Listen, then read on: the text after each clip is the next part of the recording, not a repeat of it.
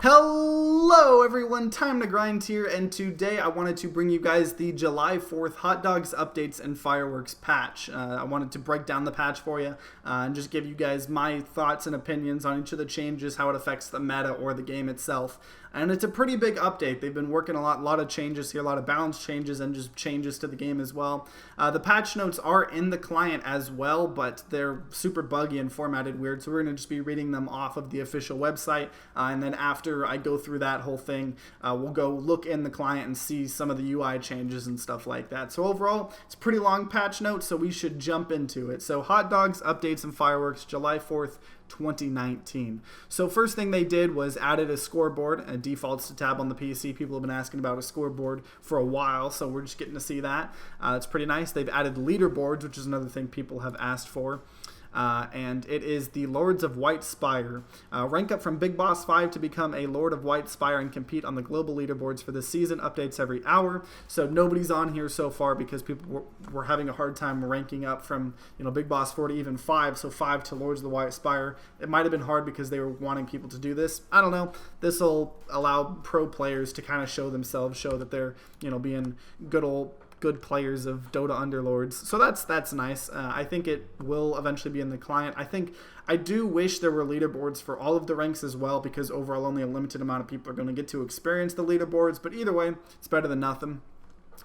Further lighting tweaks to the board to brighten it up, so that's pretty nice. People have been, in my last video I talked about how cramped and dark the game felt, so that'll be nice to see, what it looks like.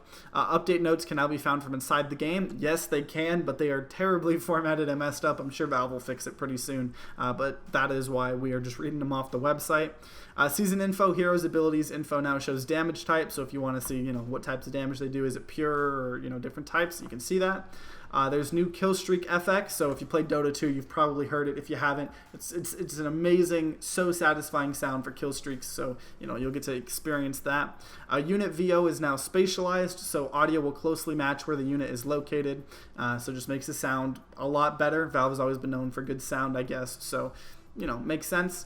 They've enabled additional sounds in unit combat, and then these I like. It says, "Yo Reddit, versus round over and round start screens will close on any non-UI click or escape key press, and also round and round start screens won't appear if the user is dragging units or items." So they're kind of acknowledging the fact that yes, they do read the subreddit, they do take suggestions. This was a highly requested thing.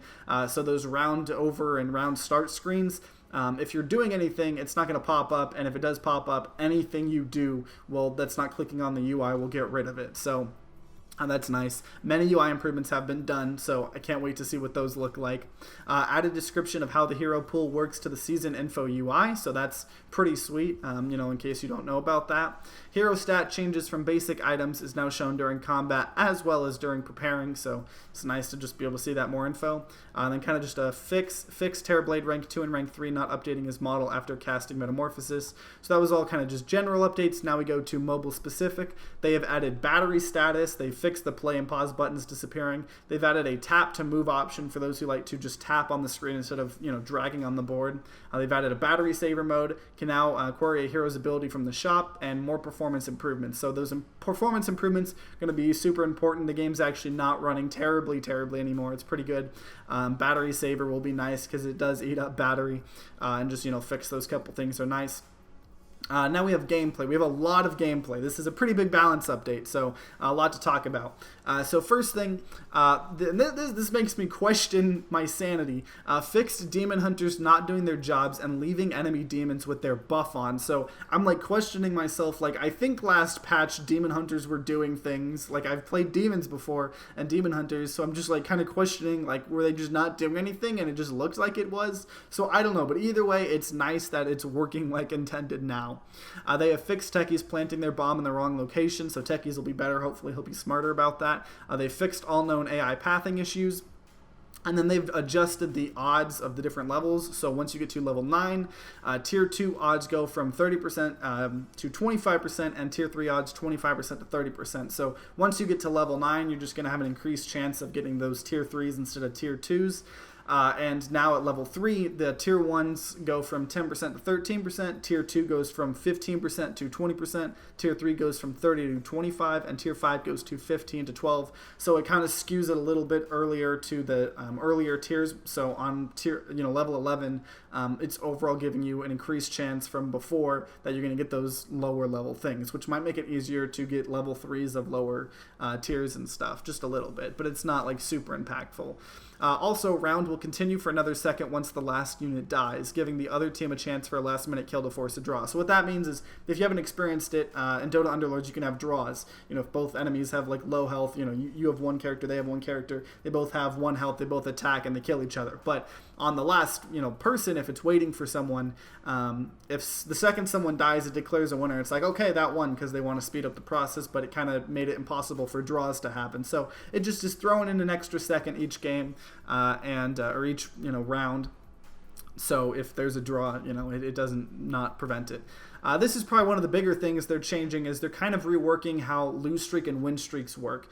So for lose streaks, if you got 3 to 4 losses, you would get 1 extra gold. If you got 5 to 6 losses, you'd get 2 extra gold, and 7+ losses, you would get 3 extra gold. So now it's, if you get 3 to 4 losses, you get 1 gold, and 5+, you get 2 gold. It's kind of taking out the potential of getting that 7+ gold. So it's just flat out saying, you can't, lose streaks you're not going to like profit from them as much anymore. So that kind of prevents people from just doing the open fort strategy of just like, hey, I'm going to just keep losing to make a bunch of money. You can still do that. They're not eliminating the strategy. They're just making it a little less effective, saying like, you gotta get your stuff together. You can't just keep losing.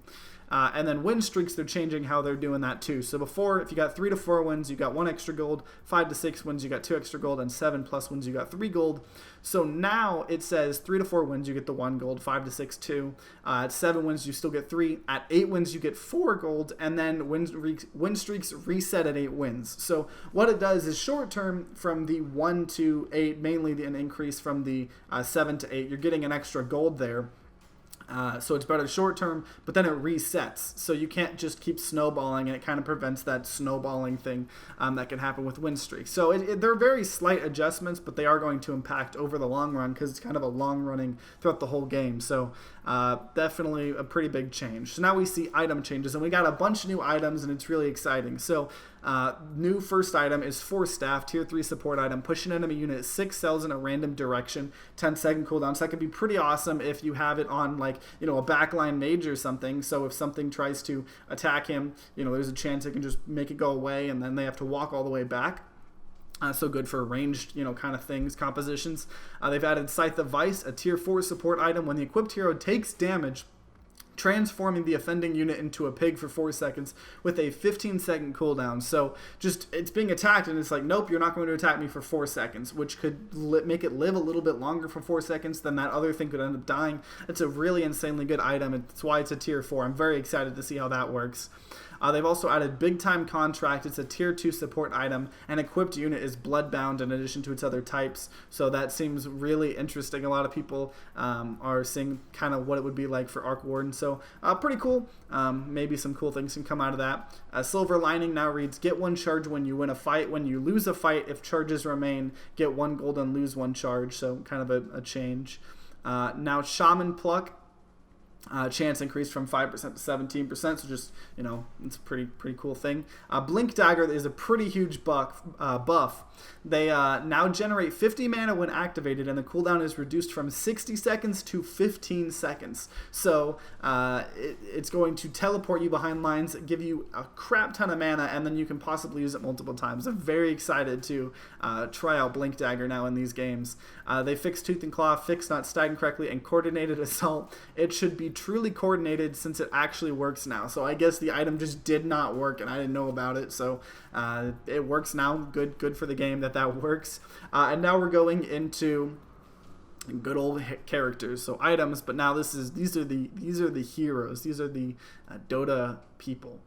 So for Medusa, her split shot now applies item effects on secondary shots, which is insane. That's such a big change. So if she has a super good item on her, it's now going to apply to her split shot. Lycan, Summon Wolves, Fix not applying health buff correctly, so that'll help. Then we got a big buff to Venomancer. Venomancer was one of the worst characters in my opinion. Last patch, they were helping him out a lot. So first of all, his health is increased. It used to be 500, 1,000, 2,000 to 550, 1,100, 2,200. And for his Summon Plague Wards, he used to only be able to go from 1 ward. It's now going to 1 wards to 2 wards to 4 wards, so we can have more. The ward is always going to be rank 1 though. The cast point is reduced from 0.5 seconds to 0.13, and then the cooldown is increased from 5 to 5, 6, 7. And wards have 50% magic resistance. Now that wards having 50% magic resistance, that's what's really big. People were complaining about it because that was kind of something that Dota Auto Chess did, was it had magic resistance. And there's been some changes. It didn't have magic resistance last patch, so it would just die instantly to anything magical. So now it's going to become a lot more effective. So I'm really awesome about that. Disruptor used to just be Brawny and Shaman. Now he's Brawny, Shaman, and a Warlock. So just an increased chance to maybe get a Warlock. And his Static Storm also blinds the targets inside the cloud for a 25% miss chance. So that's pretty nice. So it's not only going to do what it used to do, now adding miss chance. So Mr. Warlock, his Shadow Word, cast point reduced from 0.5 to 0.4, cooldown reduced from 20 seconds to 6 seconds, damage from 100, 150 to 200 to 50, 100, 150, heal from 75, 150 to 200 to 50, 125, 175, and duration from 6 seconds to 3 seconds. So it's kind of making it where he can use it a lot more frequently, but it's kind of nerfing how effective it is. But I think overall it's going to be more consistent and make him better, and I think overall that's a buff. Now these are the last part of the update. It's the alliance changes. So Warlocks, it now reads, whenever a Warlock casts a spell, they form a link with the ally who has the lowest health for 3 seconds. When either linked hero deals damage, both units are healed 50, 100, 150% of the damage dealt. So it's very interesting. It's very weird. We'll have to see how it works. I don't really know. It seems like that's a buff, but I can't really tell. It's very weird and interesting, but I'm excited for it. I liked what they did with the dragons, making these alliances more unique. This definitely does it, but I don't really know what the long-term effects of that's going to be. I think overall it'll be a buff though. And then the other change is Shaman. It now requires 3 Shamans instead of 2, and it now reads, enemies affected by hexes, silences, or stuns will generate minus 200% mana when attacked. And I think that's so much better than just randomly hexing someone. Now anybody that is hexed, silenced, or stunned will generate minus 200% mana when attacked. So like it's going to just make it where if you have those shamans and trolls and stuff that just generally hexes, silence, or stuns, you're going to start decreasing their mana, and I really like that. So that is the patch notes. That's all the patch notes there are. It's a pretty big update, and now I want to go ahead and check out the game itself, because that's a pretty important part. So we're going to just do a good old solo game here. Just do medium, and pretend like we're playing a game here, jumping in, because don't want to take up too much time in this video, since reading the patch notes were a lot. I see these like kind of circle things have changed a little bit. I don't know, by an enchantress. The game definitely seems a lot more bright. Like these lamps and stuff definitely seem a lot more bright. This is the leaderboard. Holding tab, you can see everybody's record, their net worth, their roster. That is pretty nice. And overall, I think that's going to be... I mean, like, this button's a little bit smaller. I still don't like that you have to click between these different, like, buttons. I think they could have, adjusted that stuff. But yeah. Another thing I'm very curious about, actually, is the season info. If we can see some of those new items. Like, there's the 4 staff. But...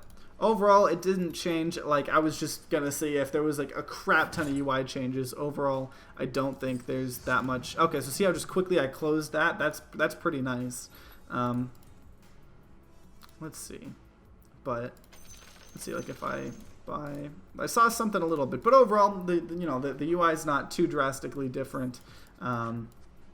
Nothing to like be crazy about, but it seems pretty nice. We'll have to see how it all goes. I like the mapping a lot more light and stuff, but overall big things here were the leaderboards, the scoreboard, and the balance changes. The balance changes were a big part of this, so I'm very excited to try it out. I think Warlocks are going to be interesting. I think Shamans are going to be really cool. I can't wait to try out all the new items. So overall, I'm going to continue playing these videos. Stay tuned for more updates and more videos on this channel. Whether it's live commentary or just updates about patches. If you want more Dota Underlords, consider subscribing and getting notified when all these videos come out. And overall, if you're having a great day today, I hope you continue having a great day. And if you're not having a great day, you should hopefully start having a great day soon. But either way, guys, I hope you all have a great rest of the day. See you guys next time.